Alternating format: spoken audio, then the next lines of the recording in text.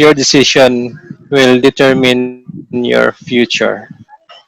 So right now, nasa quarantine period pa rin tayo, so meron pa rin baka possible siyang i-extend. So ibig sabihin is baka mas lalo tayong matatagalan na lumabas.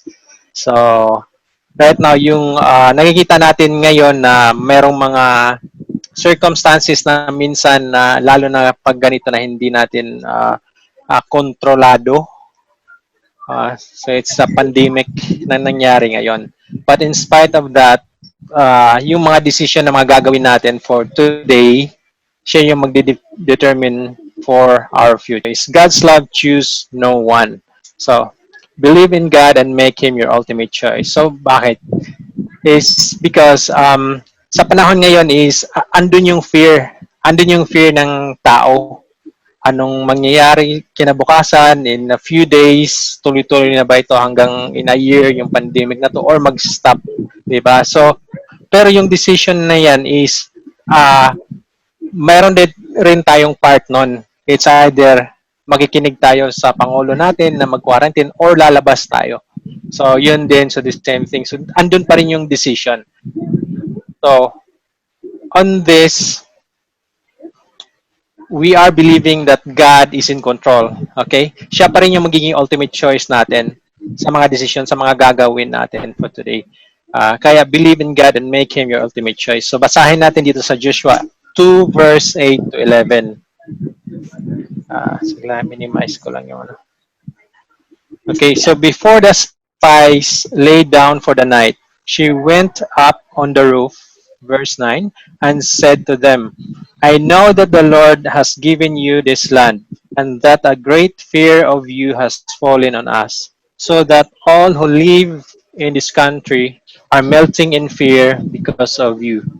We have heard how the Lord dried up the water of the Red Sea for you when you come out of Egypt, and what you did to Sihon and Og. By the way, si Rahab, ito yung story ni Rahab, itong magiging topic natin for today. So ito yung sinabi ni Rahab. Okay? So sana tayo verse. The two kings of the Amorites east of the Jordan, whom you completely destroyed. When we heard of it, our hearts melted in fear, and everyone's courage failed because of you. For the Lord your God is God in heaven above and on the earth. So if you think of it, itong si Rahab is from Jericho. So even yung Jericho is natakot nung narinig nila yung ginagawa ng mga Israelites, lalo na yung dalawang kingdom na from Sihon and Og, yung dalawang king from Amorites. Isa sila sa mga bantugan that time in terms of war. Okay? Tapos ang mangyari kasi nito, ang Israelites papunta silang Canaan na in which dadaan sila doon sa Jericho. So what they did is nagpadala sila ng dalawang spies. Ito na yung dalawang spies na nandun kina Rahab. Rahab, ito na yung parang si Rahab, isa siyang prostitute by the way. So isang prostitute si Rahab at that time. Okay? So ito yung sinabi. So makikita natin dito sa stories na to, even the Jericho have melted in fear. Di ba? Natakot sila nung narinig nila yung mga Israelites, ni-conquer nila yung Sihon and Og, which is the same thing kung ilalagay natin siya sa panahon ngayon, which is yung parang pandemic din, di ba? Yung virus. So ni-conquer niya yung buong mundo.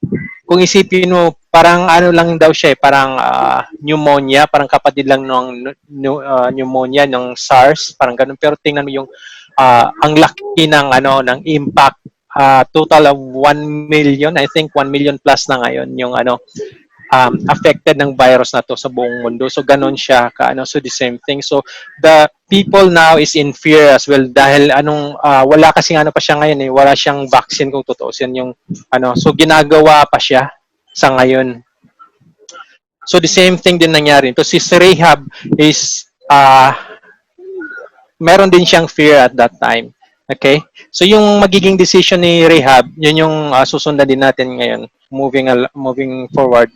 So as we go along on this, kung anong nangyayari sa kay Rahab at sa household niya. So your decision today will bring you to your future. Your right decision will bring you to the right place and to the right people. Okay, so mayroong tatlong points dito.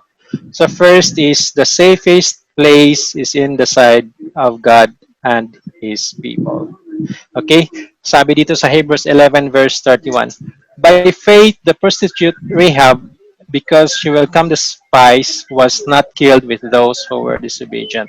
So if you think of this, unang-una si Rahab, syempre hindi niya kilala yung taong ito nung that time. Okay? Kasi itong spies, di ba, pumunta ng Jericho. But then when Rahab know na merong dalawang spies nga from Israelites, ang ginawa niya, hinayad niya sila. So kung tutusin, parang sila, mga foreigner, mga alien na hindi kilala. Pero ang nangyayari, ni kop-kop pa rin sila ni Rahab at that time. So she welcomed those spies. Okay? So ang in return, based dito sa Hebrews, kung babasahin natin, hindi siya namatay o hindi sila pinatay kasama ng mga disobedient.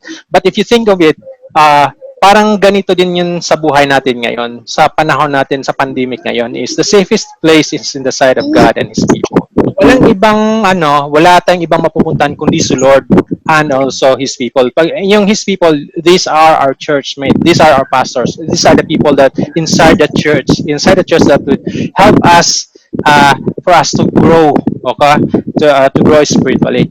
So mayroong panahon din sa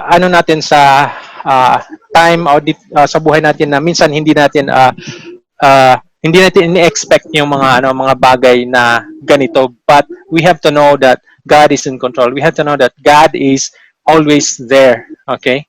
Handa si Lord na i-protect ka if we receive Him. So if we receive God. So the same thing on how we have received the two spies, okay, in His house. Ang nangyari nito is nung na-receive niya ang yung spies, siyempre hindi nahanap ng mga Jericho na mga army or military during that time. Hindi nahanap. Pero kung tutusin mo, ang ginawa talaga niya dito ni Rahab is parang ni-forsake niya. So Rahab forsaken her nationality as a Jericho from the Jericho, even her hometown or home city. So ni-forsake niya. So the same thing sa buhay natin. So meron dito yung mga na kailangan i-forsake natin, na i-let go. So let go and let God take control of our life. Okay? And so the safest place in the sight of God and His people. So yung point number 1. Yung point number 2 naman is be an instrument to save your loved ones from the coming wrath of God. So ito yung hindi yung, kasi may panahon, lalo na panahon ngayon is sa pandemic ngayon is, di ba, ang dami mong naririnig. Yes, wala tayong siguro hindi through chismis face to face, but meron namang social media. So madami tayong naririnig ngayon na mga actually negative and positive side yung naririnig natin ngayon. So minsan nag-away pa, minsan sabi pa na pinopolitika. Pero hindi siya yung parang magiging basis natin, lalo na as a Christian. So hindi yung magiging basis natin na itong nangyaring ganito na mangyari ngayon, ganyan. But because as a Christians, we have that peace, we have that peace. So meron tayong peace of God. Okay? So ito yung ito yung wrath. Ito yung parang pag sinabing wrath of God, ito yung parang divine response bitaw. Para siyang divine response to human sin. So, yun yung wrath of God. Kasi normally pag sinabing wrath, pag narinig natin parang it's an annex or something na mangyari na parang parang sobrang delikado or grabe or something pag sinabing wrath. Pero pag wrath of God is, divine response siya actually. Dahil sa sin ng tao. Dahil sa disobedience ng tao. Okay? So during that time, be an instrument daw. So we have to be an instrument to save your loved ones. Actually, this is not only for your loved ones, even for your neighbor. Okay? Those people that surrounds you, even your office mate. Okay? So, lahat na nasa paligid mo, ikaw yung magiging instrumento. Okay? And your decision, okay, yung decision is what matters, because yung magiging decision mo for today, yun yung doon malalaman na if your household is saved or not, if they accept Christ. So the same thing doon sa naging decision ni Rahab nung ni-accept niya yung dalawang spies. Ang nangyari is entire household was saved during that time. Okay, nung nilusob ng Israelites yung Jericho at that time. Okay, so nandun yung accountability. Alright? So nandun yung accountability natin. So there is an spiritual happening, awakening sa panahon natin ngayon. So andun yung fear, andun yung mga signs na nakikita natin ngayon, yung mga nangyayari ngayon sa panahon na ito, right? So but we have to be prepared for the days that come. Kailangan magiging ready tayo dapat sa mga pangyayari, okay? Because yung yung parang ang kasi nito ang maging output nito is yung pagiging faithful mo to God, yung faithfulness mo. Okay? So the more you hear the word of God, the more you know him. Okay? So it is faith is like para siyang a substance na nasa loob or which is inside of you that can either mag-grow siya or mag-decrease. Okay? Yan. So minsan we have to think, ano bang maging decision ko for today? Ano yung pwede kong gagawin para ako ay magiging isang instrumento sa household ko? Okay, sa mga kababayan ko, sa ka-workplace ko. So this is actually an urgent. So urgent siya na gagawin natin kagad. The same thing as Rahab na kung titingnan mo, hindi siya nagdadalawang isip na itatago ko ba itong dalawang spies na to from Israel or pabayaan ko sila sa labas hanggang mahanap sila ng mga soldier. Diba? Kung tutusin mo, yung decision niya is instant. Kinupkup kagad niya yung dalawang spies. Okay. So yung pangatlong point natin, ito, basahin mo natin pala sa Joshua 2:12. Now then, please swear to me by the Lord that you will show kindness to my family because I have shown kindness to you. Give me a sure sign that you will spare the lives of my father and mother, my brothers and sisters, and all who belong to them, and that you will save us from death. Diba? So may si Rahab na yun nga sinabi, please show us kindness sa pamilya daw niya in return dun sa ginawa niya sa dalawang spies. Okay, so hindi lang siya yung hindi lang sa sarili niya yung nasave, kundi pati yung niya, yung sa household niya, kasama yung family niya. Okay. Tapos yung sa point number 3 is know that the salvation is the primary need of the human condition. Okay? Joshua 2 verse 18. Unless when we enter the land, you have tied the scarlet cord in the window through which you will let us down, and unless you have brought your father and mother, your brothers and all your family into your house. So ito na yung parang ito yung magiging resulta, yung sa number 2 natin kanina, 'di ba?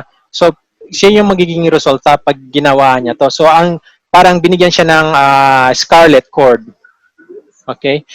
Scarlet cord. So scarlet cord siya symbolizes it's a sign of redemption or it's a symbol of our salvation. Kaya yung pangatlong point natin is know that the salvation is the primary need of the human condition. Tulad sa mga pangyayari ngayon, 'di ba? So like now ang pangyayari actually by the way I'm happy about yung siguro nakita niyo yung kay Pacquiao na ginawa niya ngayon nung